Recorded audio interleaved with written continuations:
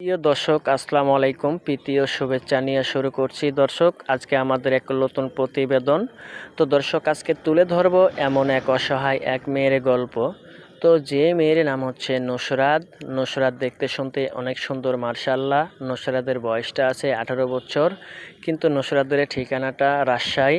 তো নুসরাতের ফ্যামিলিতে তার বাবা মা নাই এবং ছোট থেকে বড় হয়েছে তার দাদির কাছে। তো নুসরাতের দাদিও কোনো কাজকর্ম করতে পারে না এবং বাসায় থাকে, নিজের বাসার কাজটুকু করতে পারে। তো নুসরাত আগে লেখাপড়া করত, তো নুসরাত এখন আর লেখাপড়া করে না, কারণ তার দাদি অসুস্থ এবং খাওয়া দাওয়ার অনেক কষ্ট হচ্ছে। তো নুসরাত তার দাদির মুখের দিকে দেখা সে লেখাপড়া বাদ দিয়ে এখন মানুষের বাসায় থেকে সেলাই মেশিনের কাজ করে। তো নুসরাত যতক্ষণে আনে ততক্ষণে তার অসুস্থ দাদিকে নিয়ে খায়। নুসরাতকে দেওয়ার মতন কোনো মানুষ নাই। তো নুসরাত এখন নিজেকে নিজে বলে, আমি কোনো দিন প্রতিবেদন করি নাই, তো একটা ভিডিওর সামনে যে একটু গল্প ধরলাম। তো এরকম নুসরাতের সাথে যদি আপনারা কেউ যোগাযোগ করতে চান, তো আমাদের ভিডিওর স্ক্রিনের উপরে নাম্বার থাকবে। তো দর্শক, আপনারা যোগাযোগ করতে পারবেন। তো দর্শক, আসেন আমরা দেশের সেবা করি, 5 ওয়াক্ত নামাজ পড়ি। আসসালামু আলাইকুম।